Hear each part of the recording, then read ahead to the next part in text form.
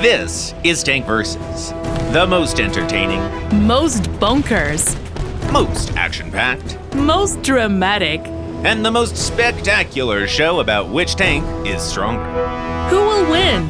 The M4A1 or the Panzerkampfwagen 4F2? The Foch or the T-95? The Type 16 or the Stryker MGS?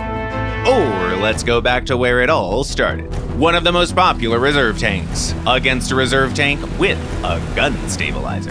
Today, it's a fight between the Soviet BT-5 And the British A13 Mark I. Let's go. The first round brings us to the warm sands of the Middle East. It's hot out here, but in just a few moments, it's going to get even hotter. There are a few hundred meters between the tanks right now, but they drive at full speed, getting closer to each other with each passing second. Soft contact. Both participants open fire on the move. Let's see what happened. The Brit remains unscathed. The shell flew over them, but the Soviet tank lost its engine. That wasn't a fluke.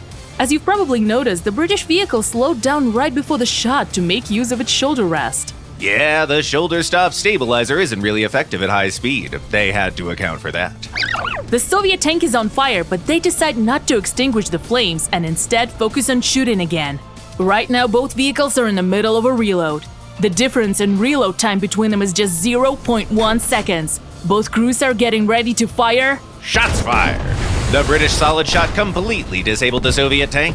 And the Soviet armor-piercing high-explosive ballistic capped round made short work of the British vehicle. It's a tie. No points to both duelists. The second fight is in the jungle.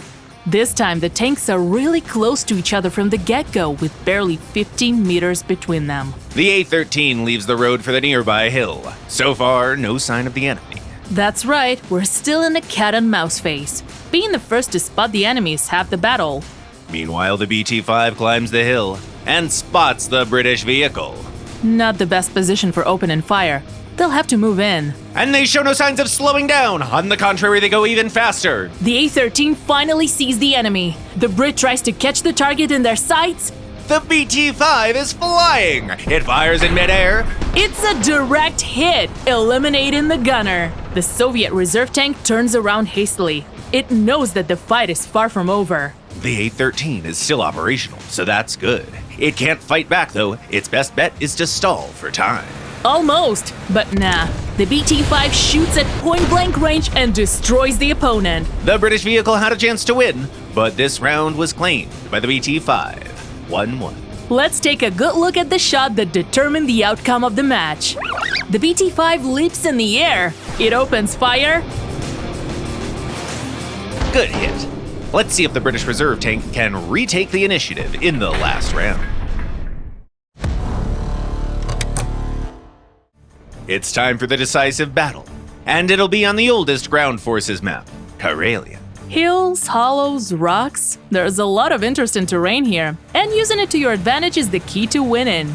Especially at this distance. There's less than 100 meters between the vehicles. Our contestants are very aware of this. They carefully close the distance, hiding behind terrain features. They're clearly aware of each other's presence and don't want to expose themselves. The tanks are really close, on the different sides of the same hill.